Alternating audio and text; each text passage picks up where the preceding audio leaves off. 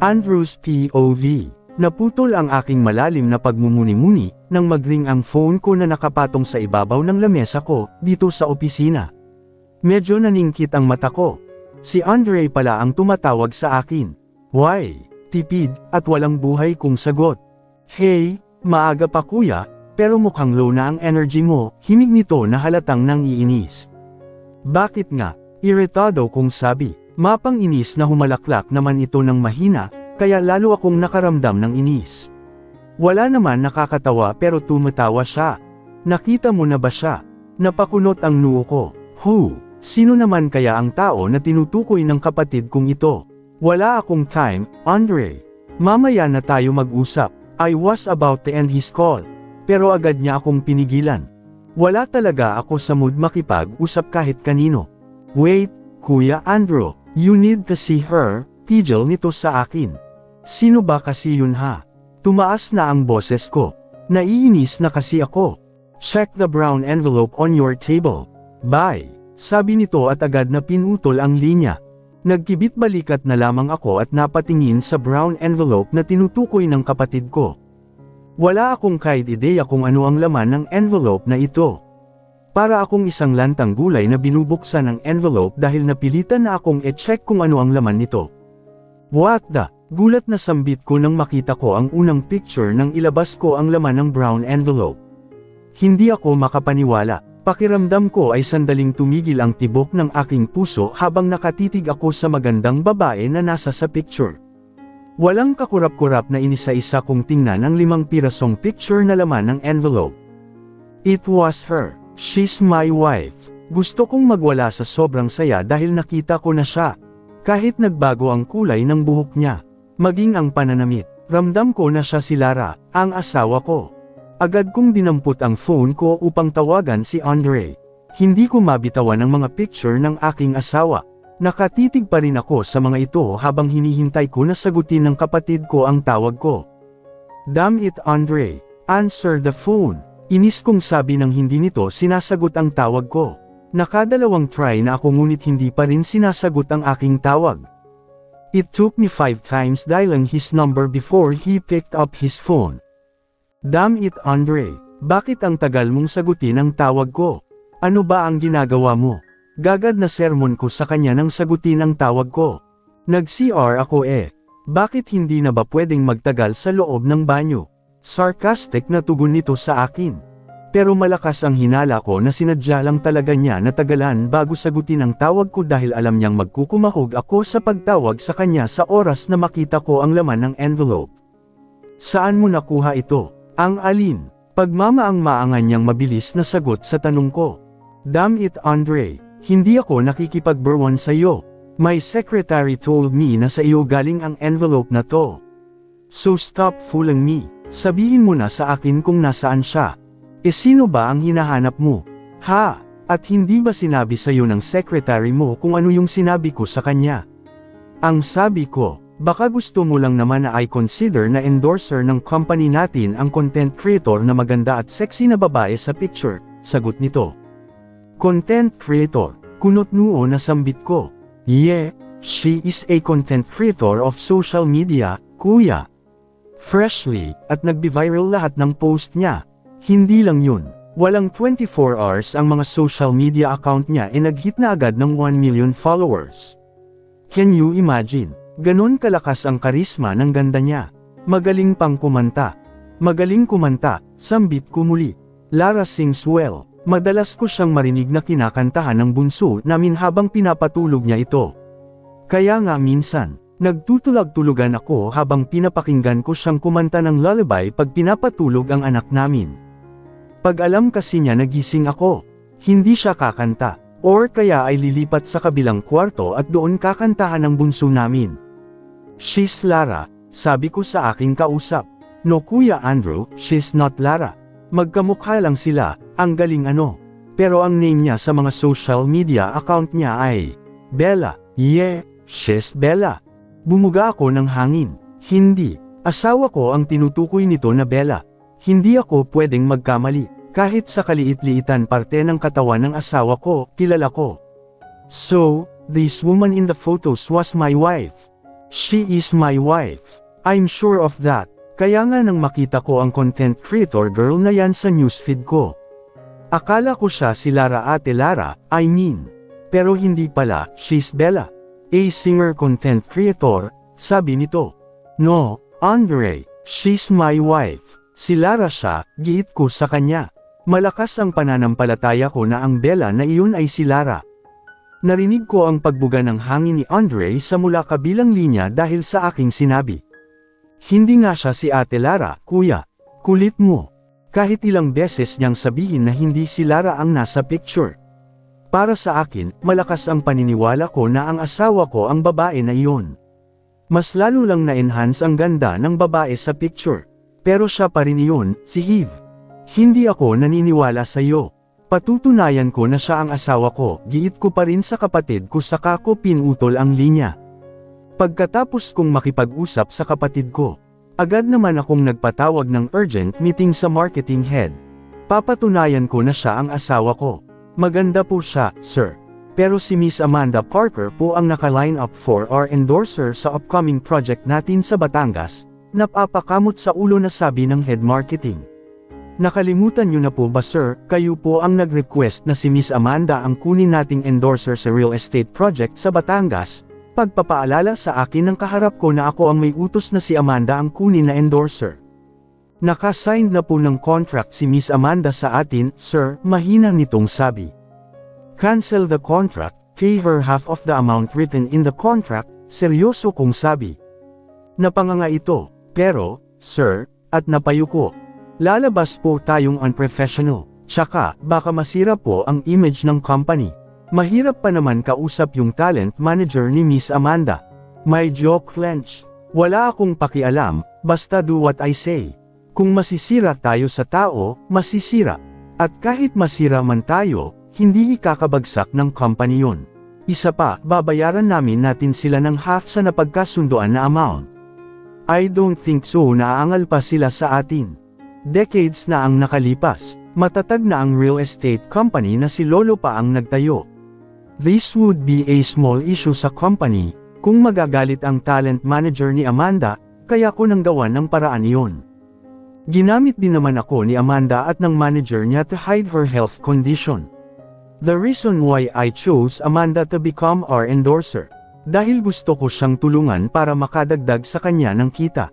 Hayok sa kasino ang mga magulang niya kaya naman halos wala rin ipon sa bangko. Kaya naman naawa ako sa kanya dahil doon. Siya ang nagpapakahirap magtrabaho, while her parents, nilulastay ang lahat ng pinaghirapan niya sa sugal. Okay po Sir Andrew, makikipag-meeting po kami kaagad sa manager ni Miss Amanda to inform them about the contract, sabi nito.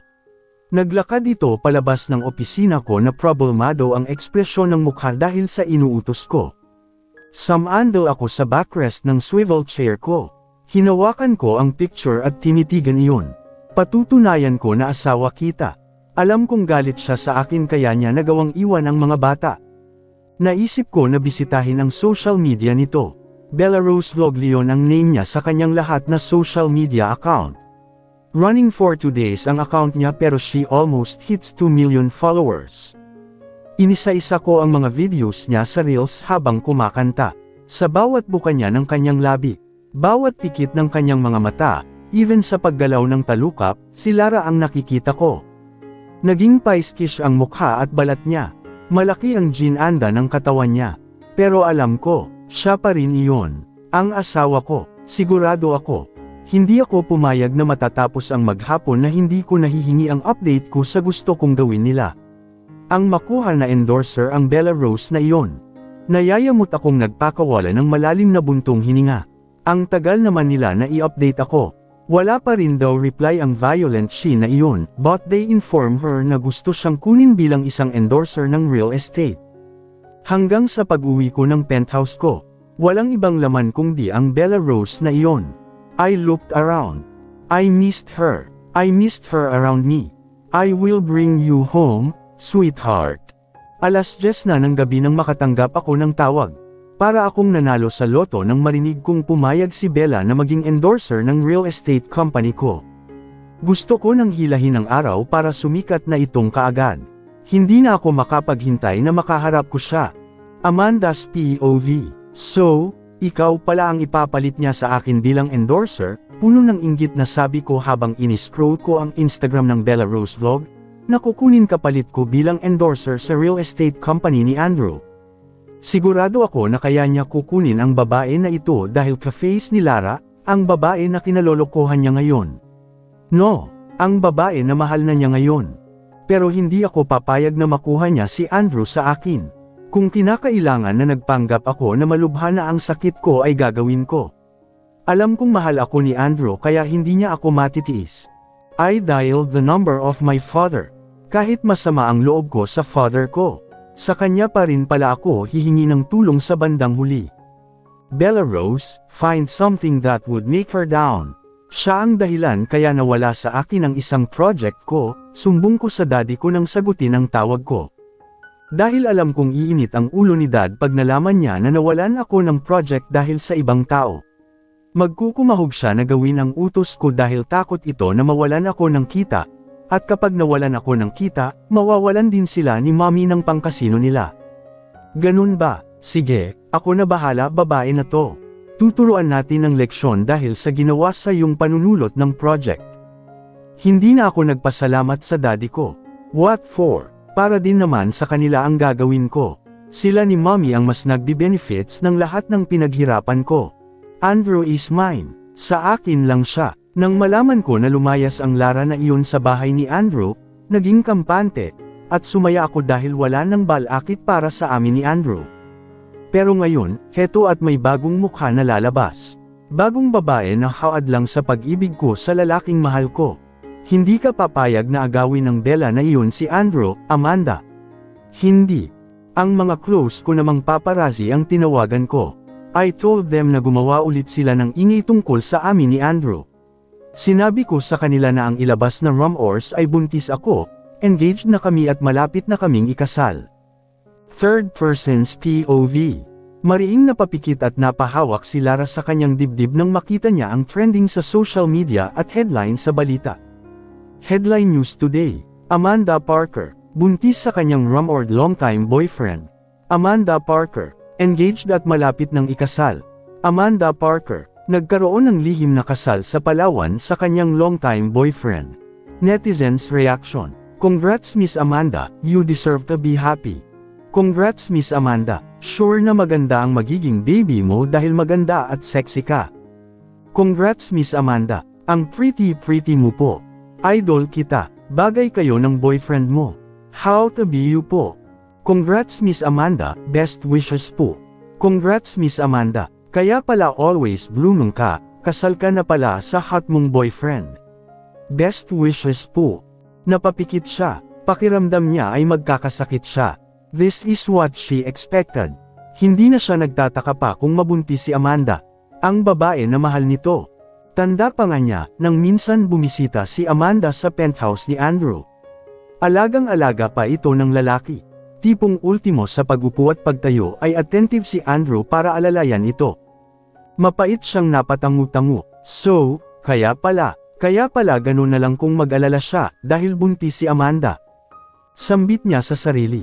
Lumunok siya. Mapait ang naging lasa ng kanyang paglunok. Animoy may kaban-kaban na sako ng bigas na nakadagan sa kanyang dibdib. Hindi siya makahinga ng maayos. Sobrang bigat ng kanyang dibdib ng mga sandaling yun. Umaga pa lang, trending na ang balita tungkol sa dalawa na siyang labis na nagpabigat, some ire sa umaga niya. At ang mas nakakadagdag pa sa sama ng loob at bigat ng kanyang dibdib, ay ang mga photos na naka-attach sa mga trending post. May mga litrato na kuha habang si Andrew ay pinupunasan ng pawis si Amanda. May kuha rin na pinapaypayan pa niya ang babae para hindi mainaitan. At ang pinakamas masakit, ay ang kuha ng dalawa na bago sumakay ng kotse ang babae ay niyakap at nag-goodbye kiss pa si Andrew, plus pinagbuksan pa nito ng pinto ang babae. Bawat kilos ng dalawa ay may shot. Ganon yata talaga kapag sikat na sikat. Laging nakabantay ang mga mata ng paparazzi or mga fans nito. Sana hindi na lang niya nakita ang mga pictures ng dalawa. Sana hindi lang. Tanda pa niya, sobrang lamanay ni Andrew kung kausapin si Amanda. The way he called her Amanda. It was soft and gentle, bagay na gusto niyang kainggitan. Samantalang pagdating sa kanya, he always in a furious tone like she had something bad. Ramdam niya, she looked like an enemy, a villain. Hindi niya maintindihan kung bakit ganoon ito sa kanya. Kung bakit sukdulan ang galit nito sa kanya. Lumunok siya, kung buntis si Amanda, dapat pa ba niyang sundin ang gusto ng mother-in-law niya? Hindi na niya kayang patawarin pa ang anak nito. Naningkit ang mga mata niya. Business trip niya sa Palawan, si Amanda. Nice. A hot and wild kind of business trip he had there. Pa-business, business trip pa siya, iba naman pala ang gagawin nila roong dalawa. But what surprised her? Hindi na siya umiiyak ngayon. Wala na ni isang patak ng luha para sa lalaki. Natuyo na yata ang mga luha niya sa gabi-gabing umiiyak siya nung mga unang gabi niya roon sa mansion sa Cavite. Sleeping alone was giving her too much pain.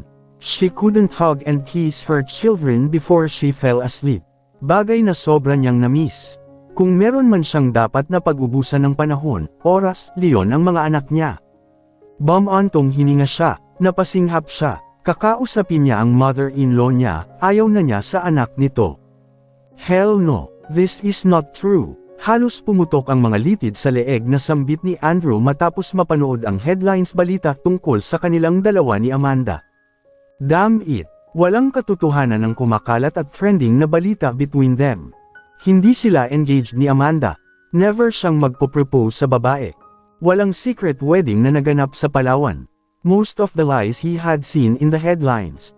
He got her pregnant. Hell no! Paano niya mabubuntis ito? Wala naman silang relasyon ng babae. Damn this news. Umiinit ang ulo niya. Ang akala niya ay wala nang lalabas na rumors between sa kanila ni Amanda. Amanda promised him na last na yon. Hindi na ulit madedawat ang pangalan niya sa kahit na anong rumors na lalabas sa babae. She promised her na ipapanews blackout na kaagad ng manager niya once na may umere na kasinungalingan rumors about sa kanilang dalawa. Problemado siyang napahilamos. Bakit ba lagi na lang siyang nadedawat sa pangalan ni Amanda? And those paparazzi who secretly had stolen shots with them. Gusto niyang hanapin isa-isa ang mga ito ay palipitin ang leeg. Dukutin ang dila dahil sa paglalabas ng maling balita. Dinipo niya ang braso upang abutin ang cellphone. He needs his twins back up. Inisa-isa niyang tawagan ang mga ito. Pinapante niya sa opisina. An urgent confidential meeting exclusive sa kanilang apat na magkakapatid. After a few minutes, isa-isang nagdatingan naman ang mga kambal niya. Kahit nag-aaway-away silang magkakapatid, sa huli, sila pa rin ang magkakampi. Backup bone nila ang bawat isa. Kaya naman niyang gawin ang ipahanap isa-isa ang mga paparazzi na naglalabas ng maling rumors sa kanila ni Amanda. Marami siyang pera at madali lang niya na ipagawa iyon sa tao. But he prefers to ask his brothers for help. Sa ganun, mas makakapag-focus siya sa kanyang asawa. That's his top priority. At alam niya na kapag ang mga kambal niya ang kumilos, the problem will be solved very quickly in a shortened time. With that, less stress sa kanya.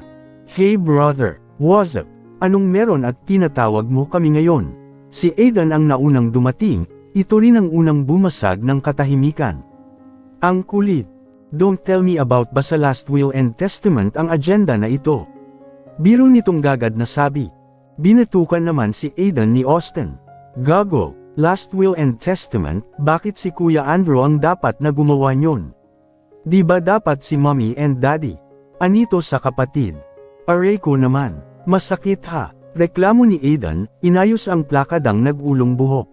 May date pa ako mamaya Austin, bakit mo ginulo ang buhok ko?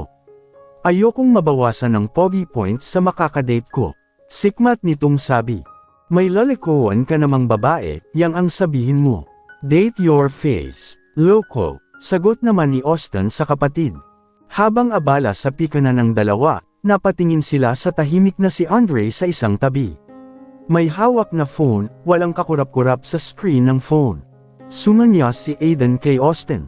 Nagkatinginan ang dalawa. At sa tinginan lang na iyon ay nagets na ng dalawa ang gagawin sa Kuya Andre nila. Dahan-dahan na lumapit si Aidan papunta sa likuran ni Andre, nakaupo ito sa couch, si Austin naman ay pa-impol na pumwesto sa harap ng kapatid. Dahil tutok na tutok si Andre sa screen ng cellphone nito. Wala siyang kahit ideya sa kalokohan na gagawin ng dalawang kapatid. Huli, sigaw ni Austin at agad na inagaw ang phone ni Andre, tinaas niya iyon sa ere. Hindi naman nakakilo si Andre dahil hinawakan siya ni Aiden sa dalawang braso, dinaganan siya nito kaya hindi siya nakatayo sa pagkakaupo sa couch. Napakunot naman ang noo ni Austin nang mapansin niya ang mukha ng magandang babae sa video na pinagkakabisihan ng kapatid. Halos magkadugtong ang kanyang mga kilay sa pagkabigla. Kumakanta ang babae sa video. Ang ate Lara niya iyon. Mukha ni Lara ang nakikita niya. Ang asawahan ng Kuya Andrew niya. Hindi niya masabi na asawa talaga gawa nga na sa loob ng silid lang naman ng Kuya Andrew niya pinakasalan ang babae. Napakamot siya ng ulo. Nilapit ang phone sa mukha para mas matitigan ang babae sa video. Si ate Lara niya talaga iyon. Si ate Lara ito diba? Sikat na pala siya ngayon. Wala sa sarili at hindi makapaniwala niyang sabi. Oh, agad naman na reaksyon ni Aiden. Wey, di nga, ani pa nito. Si Andrew naman ay automatikong napatayo sa swivel chair. He gave a deadly stare to his brother, Andre. Look oh, Kuya Andrew. Si ate Lara, wika ni Austin, hinarap ang phone sa kuya. Yumigting ang panga ni Andrew nang dama ko ang paningin sa babaeng nasa video habang kumakanta. The song was, Torete by Moonstar 88. Tumayo ng tuwid si Andrew. Tumakbo naman si Austin sa kapatid at inabot ang phone rito. Nanginggilit ang mga ngipin na hinawakan ni Andrew ang phone ni Andre. Hey, that's my phone. Give me back my phone. Sigaw naman ni Andre, winasiwas niya ang kamay ni Aiden na nakahawak sa kanya at sinubukan makakawala.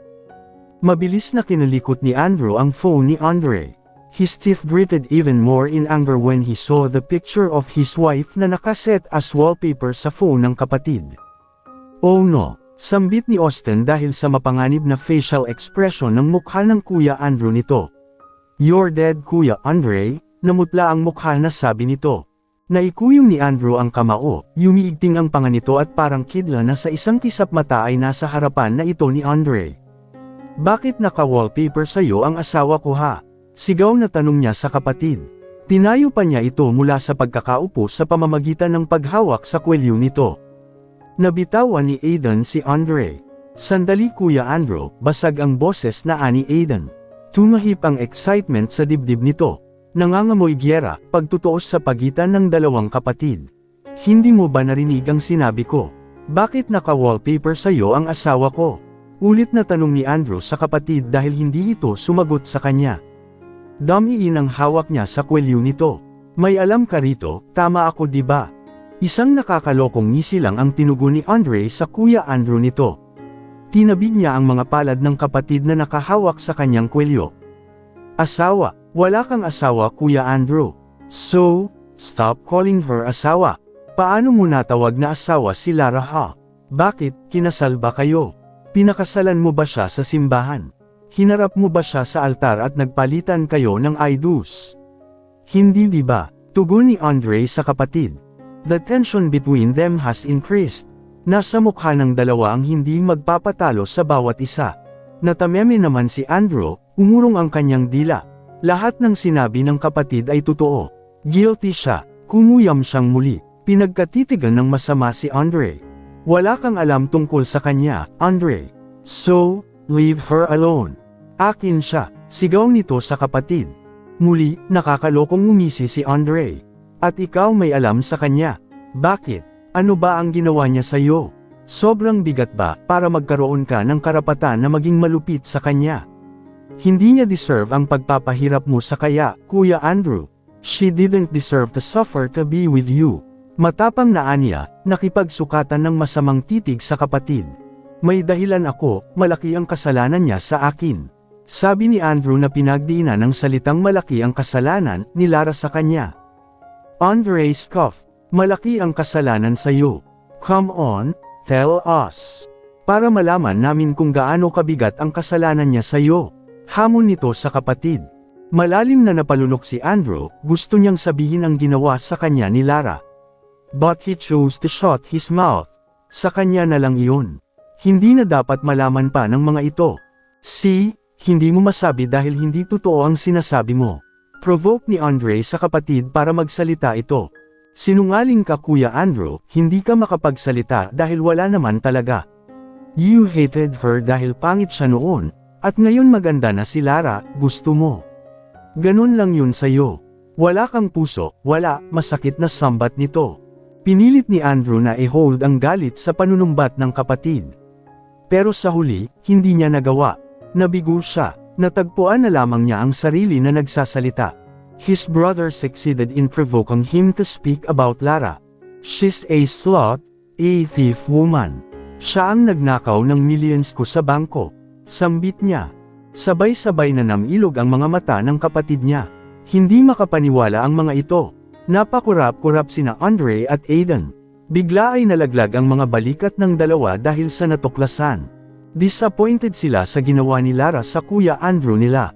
Kung disappointed ang dalawa, si Andre naman ang hindi natinag, ni Katie Ting ay hindi ito na-shock sa narinig. Hindi siya naniniwala sa sinabi ng kuya niya. Mabilis na hinagilap ni Andre ang phone, lumakad ito patungo sa ibabaw ng lamesa ng Kuya Andrew niya at dinampot ang cellphone. Humarap ito diretso sa pinto. I don't believe you, hindi yun kayang gawin sa'yo ni Lara. Masyado siyang mabait para maging magnanakaw, diin itong sabi, emphasizing the word magnanakaw, na tinutukoy ng Kuya Andrew niya. Sabay na napakamot sa batok sina Aiden at Austin, napapailing na lang ang dalawa habang nakatitig sa likuran ng papalayong Kuya Andre nila. Nagpakawala ng mabigat na buntong hininga si Aiden. This is what we called an urgent meeting ha, sambit nito. I guess so, ani naman ni Austin. Our urgent meeting was ruined. Pwede na kayong umuwi, ani Andrew sa dalawang kapatid. Tinapik ni Austin sa balikat ang Kuya Andrew nito. We are here to help you, Kuya Andrew, ngiti na sabi nito sa kapatid. Yeah, Austin is right. We can help you, Kuya, si Aiden naman. Third person's POV. Malakas ang tibok ng puso ni Lara habang naglalakad siya kasama ang manager niya, papasok sa isang high-end restaurant para makipag-meeting sa may-ari ng real estate empire company. Walang iba kundi si Andrew Buenavista. Suot ang satin red backless dress na above the knee ang haba. An absolutely daring dress one. Hapit na hapit sa kurbo ng sexy niyang katawan ang tabas ng tela, labas rin ang kanyang cleavage. Kaya naman lahat ng makakita sa kanya ay hindi mapigil ang mapalingon at mapatitig. Sinamahan lang niya ng simpleng design ng kwintas at hikaw. She wears red lipstick and light makeup. But she's so stunning. They arrive in the restaurant 10 minutes ahead of time sa oras na nakatakda. May lumapit sa kanilang staff ng restaurant, tinanong kung may reservation sila. Ang manager niya ang nakipag-usap sa staff, sinamahan sila nito papunta sa table kung saan naroon ang tao na kam-eating nila. Dahil sa sobrang excited ni Andrew na makausap at makita si Lara. 2 hours ahead of time ay nasa restaurant na ito. Gustong-gusto niyang makita ang asawa.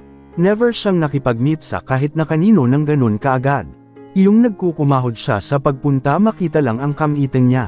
Agad siyang tumayo sa silya nang mamataan niya ang tao na kanina pa hinihintay. Nang tumapat na ang mga ito sa table na inuukupo niya, nilahad niya ang palad. Hi miss, bati niya kay Lara, hindi niya maisatinig ang pangalan nitong Bella. Dahil alam naman niya na hindi Bella ang totoong pangalan ng kaharap niya. Mabini namang tinanggap ni Lara pa gentleman na kilos ng lalaki. Bella Rose, pakilala niya sa sarili. Nice meeting you, Mr. Buenavista. Walang kongatol-ngatol na sabi niya at nakipag-handshake sa lalaki. It was my pleasure to meet you Miss Bella Rose, hirap na sabi ni Andrew. Pinaghila niya ito ng silya. Naupo siya Lara. Thank you, mahinang sabi niya, sinamahan pa ng matamis na ngiti. Tumikim naman ang manager niya, napatitig ito kay Andrew, saying na ipaghila rin siya nito ng silya. Ginawa naman iyon ni Andrew. Thank you Mr. Buenavista, pasasalamat nito. Naupo si Andrew sa kaharap na silya kay Lara. Nginitian niya ang dalawang kasama sa lamesa. Shall we order? Aniya sa mga ito. Isang ngiti lang ang sinukli ng manager ni Lara, tinutok na ang paningin sa hawak na menu chart. Ganun din ang ginawa ni Lara, at nang mapansin niya nakatitig sa kanya si Andrew. Mas inartihan pa niya ang bawat kilos. Sinadya niyang iliyad ang dibdib nang makita na nakatitig ang lalaki sa kanyang cleavage. Paimpol niyang nginitian ito ng aksidente na magtama ang kanilang mga mata. Pero hindi niya ito sinita, bagkus. She became more generous with him. Binaba niya ng bahagya ang hawak na menu chart so that Andrew will be able to see her cleavage more. Dahil doon nakaset ang paningin nito. Dahil nakalugay siya, malamyos niyang inipit ang kumalat na buhok sa gilid ng kanyang tenga. Sinabayan pa niya ng pagkagat sa ibabang labi at binasa pa niya ang ibabang labi niya ng salili niyang laway. Nahuli niya itong nakakuyom ang pangahabang patuloy itong nakatitig sa kanya. Kumilos siya na para bang siya ang pinakamagandang babae ng gabi na iyon doon sa loob ng restaurant. Ang akala niya, kapag nakaharap niya si Andrew, may ilang siya, pero hindi pala. Galit, iyon ang nararamdaman niya na makaharap ito. Puno siya ng galit sa kanya. At gusto niya na makaganti rito, gusto niya na ipamukha na iba na siya ngayon. At mas naging okay ang buhay niya simula nang umalis siya sa penthouse nito. Maya-maya ay kumaway ang manager niya, may lumapit naman kaagad na waiter. Kinuha nito ang order nilang tatlo at umalis rin naman, kaagad. Nakapag-close deals with both parties between the company and side ni Lara. Ang reason kung bakit kaharap nila ngayon ang lalaki, ay request daw nito na ma-meet siya in person ahead of time bago i-shoot ang commercial para sa project. Dumating ang orders nila, kumain silang tatlo habang nag-uusap. Pero more on si Andrew at ang manager lang ang nag-uusap ng madalas. Si Lara kasi ay naging abala sa kanyang phone. Nag-send kasi ang mother-in-law niya ng video ng bunso niya, gumagapang na ito. Miss Bella, are you with us? You seem very busy chatting with somehow. Hindi nakatiis na wika ni Andrew sa babae nang mapansin na napapangiti ito sa kung sino ang pinagkakaabalahan sa phone nito. Tumaas ang kilay ni Lara. Tinaob niya ang phone niya para itago. Excuse me, is there something wrong if I was busy chatting with someone? Sarcastic na saad niya sa lalaki. Andrew stared at her deadly. What if I told you yes, Miss Bella? We are here for meetings. And here you are very busy with your phone, may diin na sabi nito. Kibat balikat nang umiti si Lara sa lalaki. Well Mr. Buenavista, that's why I am with my manager, she will manage everything, sarcastic niyang sagot ulit. Nadobol naman ang inis na nararamdaman ni Andrew sa inasal ng kaharap niya. Gusto niya itong buhatin palabas ng restaurant na iyon at isakay sa kanyang kotse. Ikulong sa kanyang penthouse. Muling hinarap ni Lara ang kanyang phone. Pinanood niyang muli ang video ng bunso niya. Sobrang miss na niya ang mga anak niya. Dahil sa pagnanais na makasama ang mga anak. Gumuhit ang galit sa kanyang dibdib sa kaharap. Kung hindi ito naging malupit sa kanya, di sana ngayon ay magkasama pa rin silang mag-iina ngayon. Matalim niyang sinulyapan ang lalaki, matalim rin itong nakatitig sa kanya. Sandali silang nagpalitan ng masamang titig sa isa't isa. Hanggang sa putulin iyon ng manager niya. I think we should go Mr. Buenavista. May important meeting pa kasi ako after this. Mabilis na tumayo si Lara, sinukbit niya ang lace ng bag sa kanyang balikat. Narinig niya na nagpaalam ang manager niya sa lalaki kaya naman tumalikod na siya sa mga ito at hindi na nagpaalam pa. Nagpapadyak siya sa paglalakad patungo sa kotse at sumakay sa loob. Sumandal siya sa upuan, pinigilan ang malakas na kabog ng dibdib dahil sa galit. Hindi ka dapat padala sa emosyon mo, Lara. Mabubuking ka sa pagpapanggap mo. Hindi dapat. Sermon niya sa kanyang sarili. Napalunok niya nang makitang ang manager niya na naglalakad patungo sa kotse, kausap pa rin nito si Andrew. Nag-handshake ang dalawa at lumakad na papunta sa kotse ang manager niya. Hindi ko nagustuhan ang kinilos mo Bella, sita ng manager niya habang sinusuot ang seatbelt. Hindi ba ilang beses na natin pinag-usapan ito, hindi ka si Lara, ikaw si Bella. Kaya hindi ka dapat magpadala sa emosyon mo, sabi pa nito sa kanya. Napayuko siya, sorry po talaga. Hindi ko na po uulitin, nahihiya na sagot naman niya rito. Napabuntong hininga ang manager niya. Kung hindi ka doble ingat, sayang ang lahat ng sinimulan natin hiha. Sayang, layan ang laging mong tatandaan. Opo, sorry po talaga, mahina niyang sagot. Pagdating ni Andrew sa penthouse niya, Tinapon, binasag niya ang lahat ng gamit na mahawakan niya. Galit siya sa kanyang sarili dahil siya ang nagtulak kay Lara na kamuhian siya. At ngayon kinamumuhian na siya nito, mas namumuhi siya sa kanyang sarili. Pero hindi siya susuko, may wish siya para makuha ulit ang asawa. Supposed to be ay next month pa magsisimula ang shoot ng commercial. Pero inutos niya na paagahin iyon. At iyon nga ang nangyari. Dahil magsisimula na ang shoot, lumipat si Lara sa isang hotel habang sinushoot ang commercial doon sa area kung saan malapit sa project na house and lot ni Andrew. Unang gabi niya roon sa room niya. Heto na naman siya, namamahay kaya hindi siya mapalagay, hindi makatulog. Nagbelang-belang siya sa kama. Inis na naupo siya sa ibabaw ng kama at sinabunutan ang sarili. Ano ba, matulog ka na? Utos niya sa sarili. Nahiga siyang muli patihaya sa kama.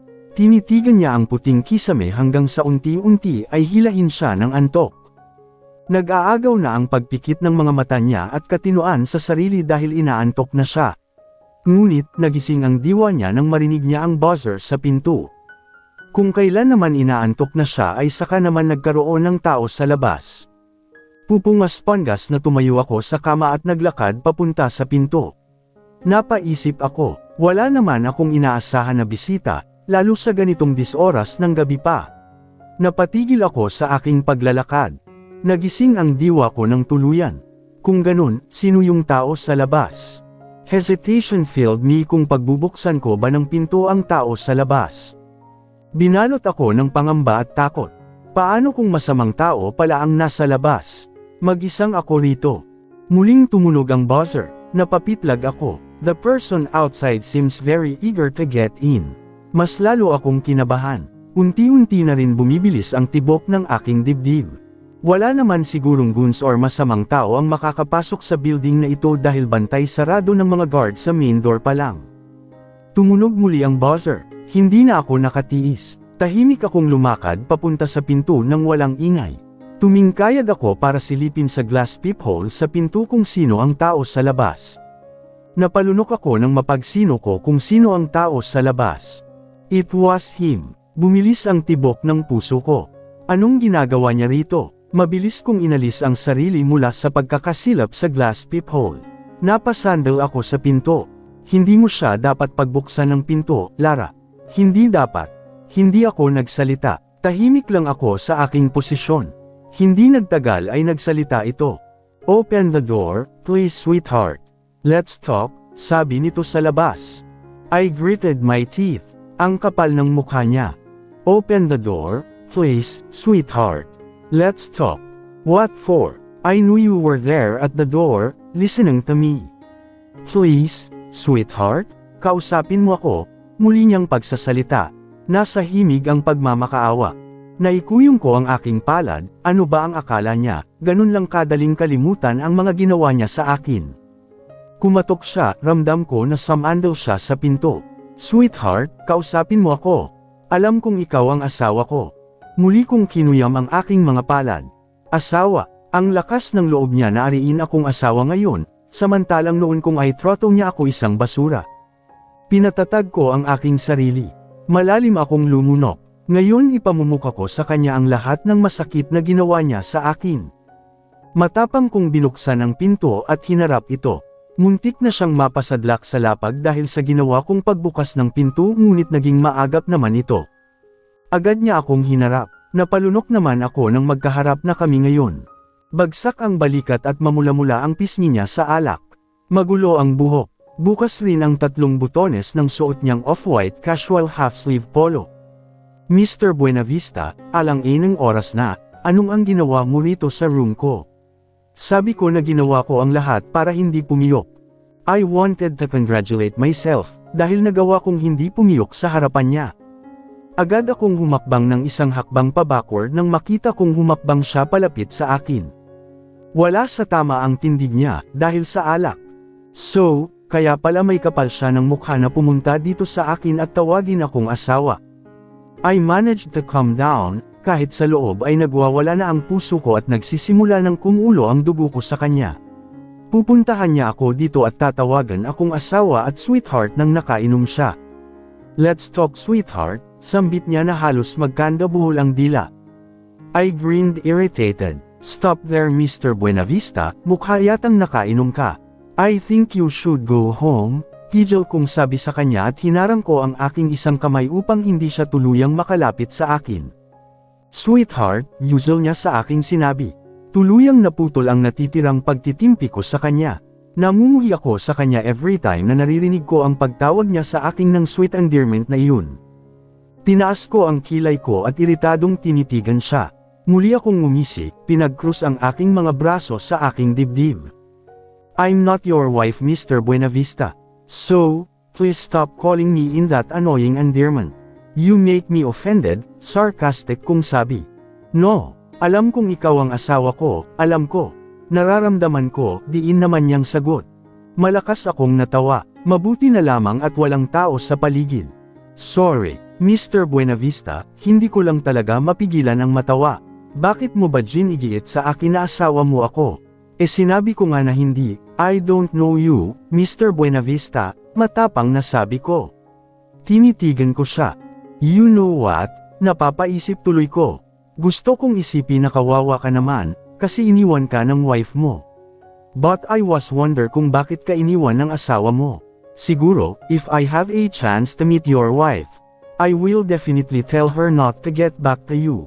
Alam mo kung bakit? Cause you're insane. Kung sino-sino ang tinatawag mong wife mo, paano mo siya iwi-win back pabalik sa'yo kung hindi naman siya ang tao na kinukulit mo? Sermon ko sa kanya na natural lumabas sa aking bibig. At kung pinagtataguan ka ng asawa mo, meaning you caused a lots of pain sa kanya. Kaya siguro ayaw niyang magpakita sa'yo, patuloy na matapang kong pagsasalita. Gusto ko siyang sumbatan, pero hindi ko magawa dahil baka mabuking ako sa totoong katauhan ko. Hindi naman siya sumagot sa akin. Nakatitig lang siya. Umuwi ka na Mr. Buenavista, at matulog. That's the right thing you should do. Tinalikuran ko na siya, akno ko na sanang ihahakbang ang mga paa ko papasok sa loob ngunit nagitla ako sa pagkagulat dahil sa kanyang ginawa. Walang babala niya akong kinabig sa aking baywang paarap sa kanya at sinandal sa pinto. Kinulong niya ako sa kanyang bisig. Tinukod niya ang mga palad sa pinto, at dahil hindi ako makahuma sa ginawa niyang iyon ay nanlalaki ang mga mata na napatulala na lamang ako sa kanya. Nagwawala ang aking puso, sa galit, sama ng loob sa kanya. If you're not my wife, then prove it to me. Look me in my eyes. Hamon na utos niya sa akin habang titig na titig sa mga mata ko. Look me in my eyes. Tell me na hindi ikaw ang asawa ko. Lumunok ako. Tinatigan ko ang aking sarili at nakipaglaban ng titig sa mga mata niya. Hindi ka Pipio Clara, si Bella Rose ka. Formal akong ngumiti sa kanya. I am not your wife Mr. Buenavista. I'm Bella Rose. I want it to be clear with you. Matapang na sabi ko while nakatitig sa mga mata niya. Tinabig ko ang dalawang braso niya para makakawala sa kanya. Ngayon sinabi ko na ang gusto mong marinig, siguro naman patatahimikin mo na ang buhay ko. Look Mr. Buenavista, sa company mo lang ako may responsibilidad as an endorser. At pagdating sa personal life mo, wala akong obligasyon sa iyo. Sa pinagdadaanan mo, I don't care if you're broken-hearted, I don't care about your personal life. Gusto kong maging malinaw sa iyo ang lahat ng yan. Labas ako sa personal life mo dahil hindi kita kilala personally. Hinawakan ko ang serador ng pinto. Now, leave, Mr. Buenavista. Matigas na taboy ko sa kanya. Hindi ka dapat maawa sa kanya Lara. Hindi mo siya dapat intindihin at isipin kung makakauwi ba siya ng ligtas sa penthouse niya dahil may driver naman siya. Hindi ka dapat maging worried sa kanya dahil lasing siya. He had done a lot of pain sa puso mo. Kaya deserve niya ang malupit na trato mo sa kanya. Hinarap niya ako, tinitigan sa mga mata. Okay, I get it. Hindi ikaw ang asawa ko, napagkamalan lang kita. I'm sorry, mahinang sabi nito. Parang isang bata na inamin ang pagkakamali at humingi ng sorry sa kanyang ina. Tarnaka, hindi ikaw ang asawa ko. Dahil yung asawa ko, simple lang siya, tatanga-tanga. Mali-mali pa, marami kayong dissimilarity. Kamukha mo lang talaga siya. Pero malayo ka sa kanya, malayong malayo. You are very beautiful, and she is not. Naikuyong ko ang aking mga palad dahil sa aking narinig.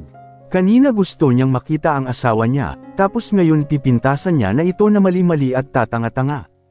Siguro nga tanga at mali-mali talaga siya, alam mo kung bakit. Kasi nagtiis sa'yo, sabi ko na kusang dumulas sa aking dila. Dala ng aking bugzo ng damdamin dahil sa mga sinabi niya. Huli na para bawiin ko pa ang aking sinabi. Hindi naman sa tinatuboy kita Mr. Buenavista. Pero parang ganun na nga, pwede ka nang umalis dahil nakakaabala ka na sa akin. Humakbang siya palayo sa akin. Sorry kung naabala kita, Miss Bella Rose, it won't happen again. Sambit niya at agad rin tumalikod sa akin. Agad ko naman tinulak paarado ang pinto at napasandal ako sa likod ng pinto na sapo ang aking dibdib. Simula pa lang yan ang paghihiganti mo sa kanya sa lahat ng ginawa niyang pahirap Lara.